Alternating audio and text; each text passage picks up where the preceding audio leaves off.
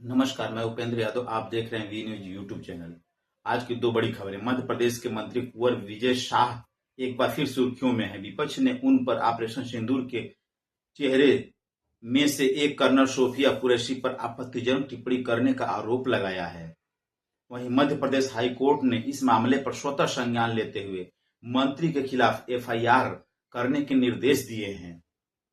Indian express की report के मुताबिक भाजपा में आदिवासी समुदाय के एक महत्वपूर्ण नेता और कई बार विवादों में रहे शाह ने सोमवार 12 मई को महू के पास एक कार्यक्रम में कहा था कि भारत ने पहलगाम आतंकी हमले के लिए जिम्मेदार लोगों को उनकी अपनी बहन का इस्तेमाल करके सबक सिखाया है।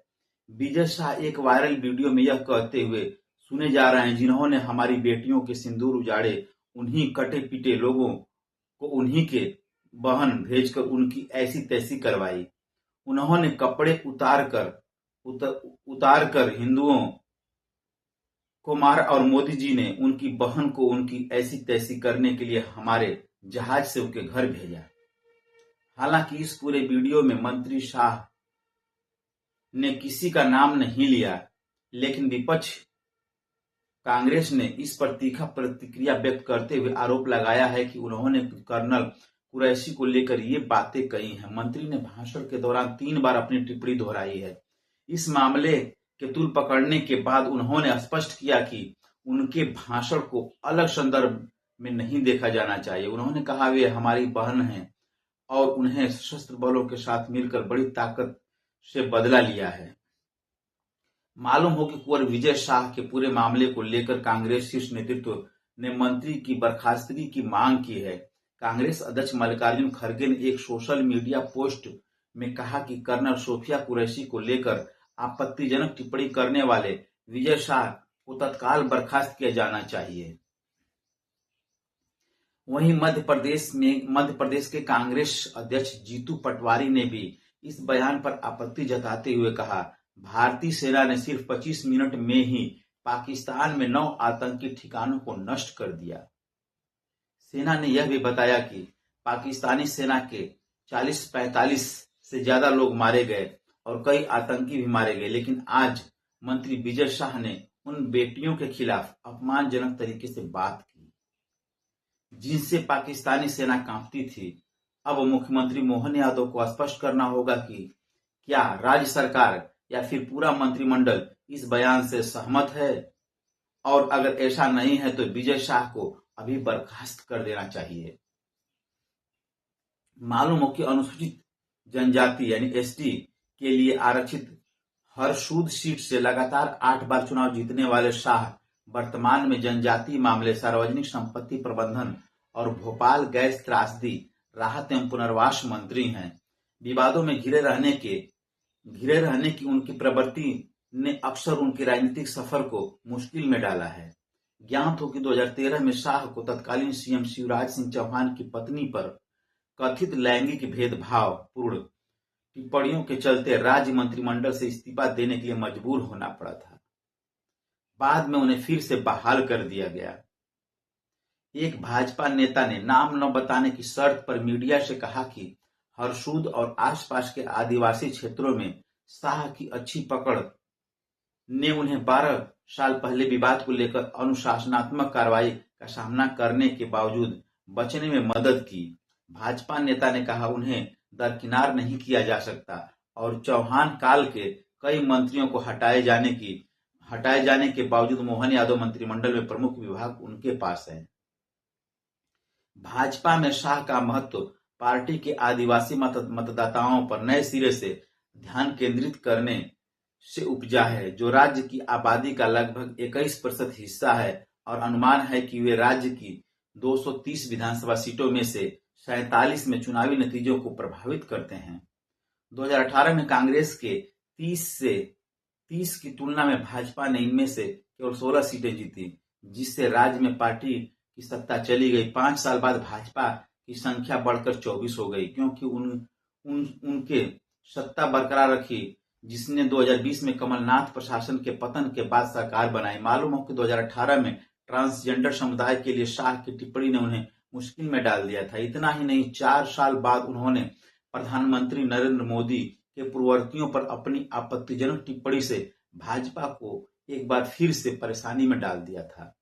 भाजपा नेता ने तब कहा था, देश को आजाद हुए 75 साल बीत चुके हैं, लेकिन मोदी पहले ऐसे नेता हैं जो गरीबों के जीवन को बेहतर बना रहे हैं। उनसे पहले सभी प्रधानमंत्री घोड़ा, घड़ा और हाथी छाप थे। उनमें से किसी ने भी गरीबों की परवाह नहीं की। बाद में 2022 में शाह ने कांग्रेस सांसद राहुल गांधी पर कटाक्ष करते हुए कहा था कि वह 55-56 साल के हैं और शादीशुदा नहीं हैं। मेरा बेटा 28 साल का है और पहले से शादीशुदा है। एक परिवार में अगर आपका बच्चा 25 साल की उम्र में अविवाहित है तो पड़ोसी सवाल उठाते हैं। हरसुद विधायक ने शिक्षा मंत्री के रूप में अपने कार्यकाल के दौरान भी विवाद खड़ा किया था। जब उन्होंने छात्रों को जय हिंद कहकर हाजिरी लगाने के लिए कहा था। शाह ने पिछले 7 जुलाई में राष्ट्रगान नहीं बजाने वाले स्कूलों और मदरसों को सरकारी सहायता में कटौती करने की चेतावनी भी दी थी। शाह ने दिसंबर 2024 में वन्य जीव कार्यकर्ताओं की आलोचना का भी सामना करना पड़ा था और उनके खिलाफ जांच शुरू की गई थी। जब कुछ वीडियो सामने आए थे जिसमें उन्होंने सतपुड़ा टाइगर्स रिजर्व के कोर जोन में पिकनिक का आनंद लेते हुए देखा गया था। उस समय सामने आए वीडियो में शाह एक फॉरेस्ट वॉच टावर के ऊपर खड़े होकर 2 लोगों के साथ खाना बनाते हुए दिख रहे थे। मंत्री को यह कहते हुए सुना गया कि आज सही पिकनिक है, शानदार पिकनिक है। आइए दूसरी खबर की तरफ रुख करते हैं। उत्तरी कश्मीर के बारामूला जिले में नियंत्रण रेखा एलओसी के पास किंगल गांव में रहने वाली 65 वर्षीय सईदा बेगम ने 9 मई को भयावह रात जब उनके घर पर आर्टिलरी का गोला गिरा तो अपनी आवाज खो दी। ये हादसा तब हुआ जब सईदा बेगम अपने परिवार, जिसमें उनके 2 बेटे, उनकी पत्नियां और 9 बच्चे शामिल हैं, कि रात करीब 2:30 सुरक्षित स्थानों की ओर जा रहे थे, क्योंकि उनके सीमावर्ती गांव के शांति का माहौल के बीच जोरदार धमाकों की आवाज से खराब हो रहा था। जैसे ही उनका बेटा मसूद अली अपनी घबराई हुई 7 साल की बेटी को गोद में लेकर घर से बाहर निकला तो एक आर्टिलरी का गोला छत से टकराया और घर में आग लग गई। अली ने कहा वह सदमे में है। वह एक मस्जिद में अस्थायी शरण ले रही है जो सीमावर्ती शहर उरी और उसके आसपास के गांव के निवासियों के लिए खोली गई है, जो ऑपरेशन सिंदूर के बाद नियंत्रण रेखा और अंतर्राष्ट्रीय सीमा पर पाकिस्तान की आर्टिलरी की गोलाबारी से विस्थापित हो गए हैं। उरी में अपने घर से भागने के बाद एक अस्थायी आश्रय के बाहर बैठा एक परिवार, जिसे गोलाबारी का निशाना बनाया गया। एक स्थानीय ठेकेदार के यहाँ अकाउंटेंट के रूप में काम करने वाले अली बताते हैं कि जोरदार धमाके और उनके जलते हुए घर के दृश्य ने उनकी बेटी को सदमे में डाल दिया है। अली ने दुख से भरी आवाज में कहा, जब भी हम अपने घर का जिक्र करते हैं तो वह डर से कांप उठती है और लगातार रोती रहती है। वह घर वापस नहीं लौटना चाहती। पाकिस्तान और पाकिस्तान के कब्जे वाले जम्मू कश्मीर में संदिग्ध आतंकवादी ठिकानों के खिलाफ सैन्य अभियान के बाद विस्थापित हुए जम्मू कश्मीर के हजारों सीमावर्ती निवासियों के लिए उनके अपने घर बुरा सपना जैसे बन गया है। उल्लेखनीय है कि भारत और पाकिस्तान की सेनाओं के बीच 4 दिनों तक चले सैन्य तनाव से सीमावर्ती इलाकों में रहने वाले कम से कम 20 लोगों की जान चली गई, जबकि दर्जनों घायल हो गए। हालांकि मौत की संख्या के बारे में कोई आधिकारिक बयान नहीं आया है। इस गोलाबारी में सेना के 5 लोग मारे गए बताया गया। इन हमलों में पुंछ में सबसे ज्यादा नुकसान हुआ है, जहां नियंत्रण रेखा पर गोलीबारी में 4 बच्चों समेत 14 नागरिक मारे गए।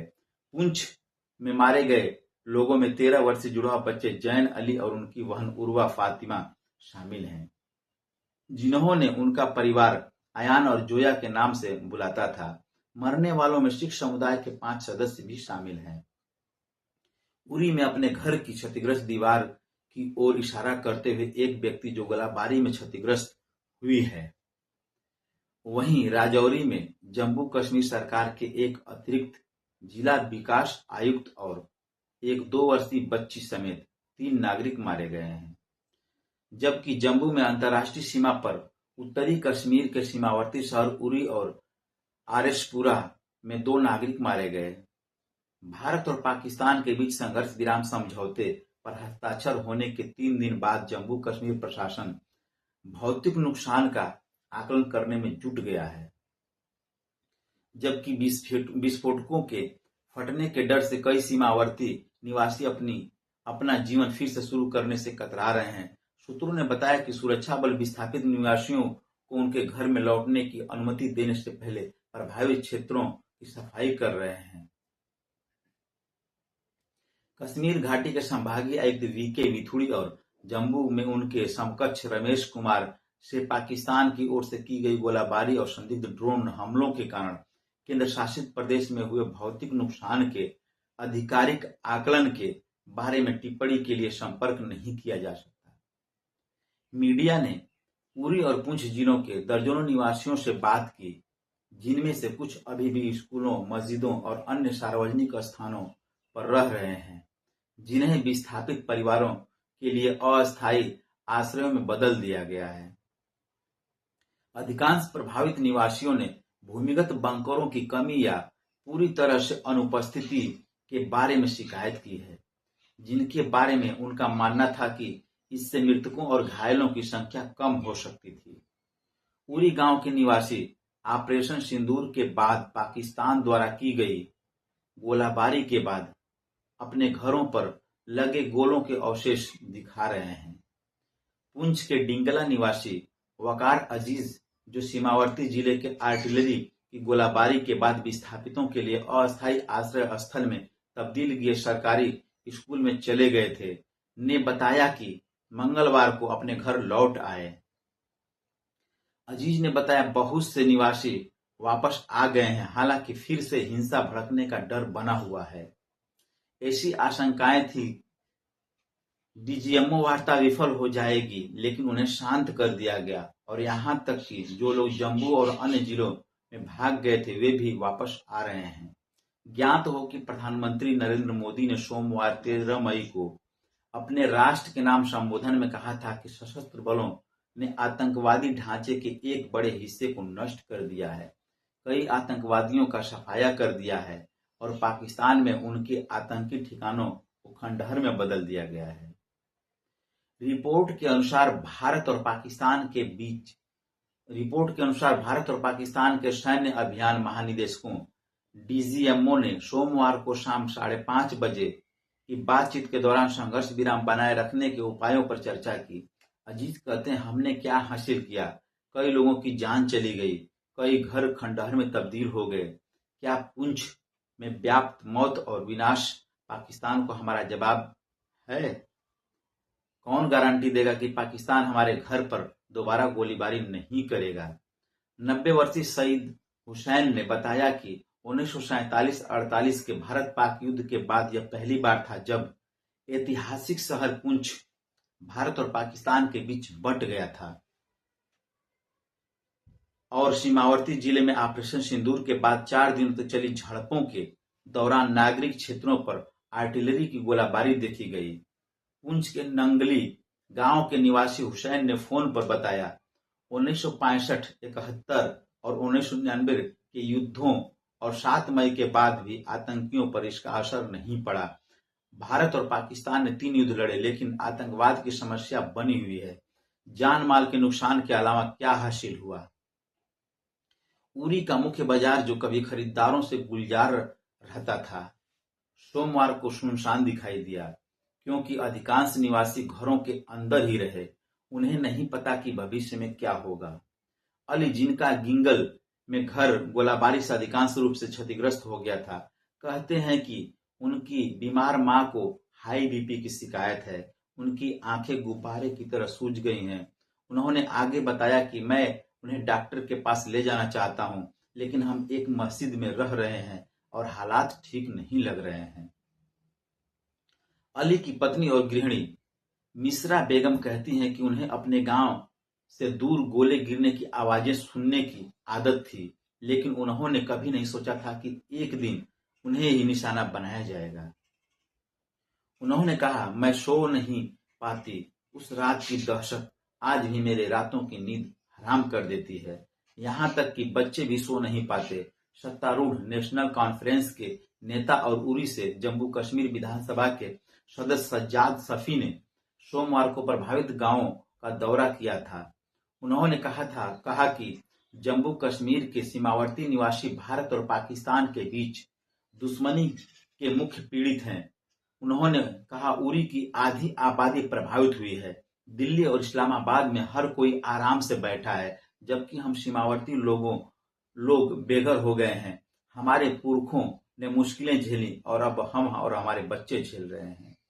हम जल्द से जल्द इस संघर्ष का अस्थायी अंत चाहते हैं। हम युद्ध विराम नहीं चाहते, हम एक अस्थायी समाधान चाहते हैं। उरी के कमलकोट निवासी मुनीर हुसैन कहते हैं कि सरकार को उन सभी रिहायशी इलाकों में भूमिगत बंकर बनाने चाहिए जो गोलाबारी से प्रभावित हुए हैं। वे कहते हैं, हमने भूमिगत बंकर बनाने की सरकारी प्रस्ताव के बारे में सुना है, लेकिन वे वादे कागजों तक ही सीमित रह गए हैं। इस बार हम किस्मत से बच गए हैं, लेकिन कौन जानता है कि अगर यह फिर से शुरू हुआ तो क्या होगा।